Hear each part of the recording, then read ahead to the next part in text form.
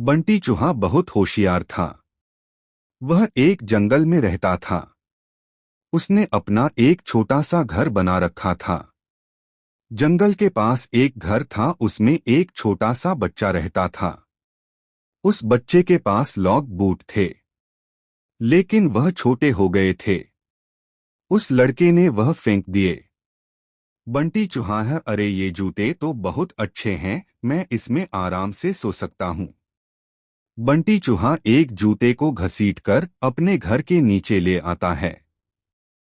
दूसरा जूता लाने की उसकी हिम्मत नहीं थी, इसलिए वह उसे ही साफ करके उसमें अच्छे से सोने का बिस्तर बना लेता है। फूलों से उसे सजाता है। बंटी बहुत खुश रहता था। जंगल के और जानवर उसे देखने आते थे। जानवर जब उसको देखते तो बंटी चूहा बहुत नखरे में अपने जूते पर चढ़कर बैठ जाता था। एक दिन नटखट कबूतर बंटी से मिलने आया।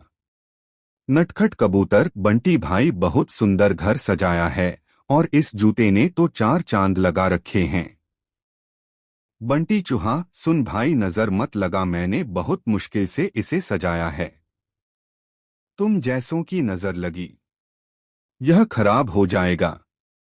नटखट कबूतर, भाई मैं तो तुम्हें बधाई देने आया था, लेकिन लगता है तुम्हारा घमंड तो 7वें आसमान पर है। बंटी चूहा, मुझे किसी की बधाई की जरूरत नहीं है। मैं जानता हूँ तुम सब मुझसे जलते हो क्योंकि तुम बाहर सर्दी झेलते हो और मैं इस जूते में घुसकर आराम से सो जाता हूँ। नटखट कबूतर बिना कुछ कहे उड़कर वापस चला जाता है। अब बंटी चूहा सारे दिन घूमकर खाना खाता और रात को अपने जूते में आकर सो जाता था। धीरे धीरे जंगल के सभी जानवरों से उसने बात करना बंद कर दिया था।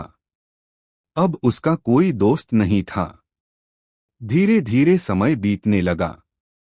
एक दिन रात के समय जंगल में तेज बारिश होने लगी। इस सबसे बेखबर बंटी चूहा अपने जूते में आराम से सो रहा था। उसे बाहर के मौसम का पता नहीं लगा। बारिश का पानी बढ़ने लगा। जूते के तले में एक सुराख था, जिससे पानी जूते में भरने लगा। कुछ ही देर में बहुत सारा पानी जूते में भर गया। तभी बंटी चूहे की नींद खुली, लेकिन तब तक बहुत देर हो चुकी थी। पानी बढ़ता ही जा रहा था। उसे लगा कि वह अब मर जाएगा। बंटी चूहा जोर जोर से चिल्लाने लगा, लेकिन बारिश की आवाज में किसी ने उसकी आवाज नहीं सुनी। बंटी चूहे को अपनी मौत साफ नजर आ रही थी। वह जोर जोर से उछलने लगा। उछलते उछलते वह जूते से बाहर निकलना चाह रहा था, लेकिन जूता इतना लंबा था कि वह बाहर निकल ही नहीं पा रहा था। इधर दूर एक घोंसले में नटखट कबूतर अपने बच्चों के साथ बैठा था। नटखट कबूतर, बच्चों, लगता है किसी के चिल्लाने की आवाज आ रही है। कोई मुसीबत में है। उसने बाहर निकल के देखा कि आवाज उस जूते में से आ रही थी। वह तुरंत समझ गया कि बंटी चूहा जूते में फंस गया है। नटखट कबूतर बिना देर किए किसी तरह उड़कर वहां पहुंच गया। वह जूते के ऊपर बैठ गया। उसने देखा बंटी चूहा डूब रहा है। बंटी चूहा, कबूतर भाई मुझे बचा लो, नहीं तो मैं मर जाऊंगा। नटखट कबूतर, क्यों, तुम्हें तो इस जूते के सिवा किसी की जरूरत नहीं थी। बंटी चूहा, भैया बचा लो, मैं घमंड में आ गया था। यह सुनकर नटखट कबूतर उसे अपनी चोंच से पकड़कर खींचने लगा, लेकिन बंटी चूहे का वजन ज्यादा था। नटखट कबूतर उसका वजन उठा नहीं पा रहा था। नटखट कबूतर, भाई रुको, मैं अभी बाकी जानवरों को बुलाकर लाता हूँ। नटखट कबूतर जंगल में जाता है, लेकिन सभी जानवर बंटी चूहे की मदद के लिए मना कर देते हैं। तभी रास्ते में उसे कालू कौवा मिलता है। वह उसके साथ आ जाता है।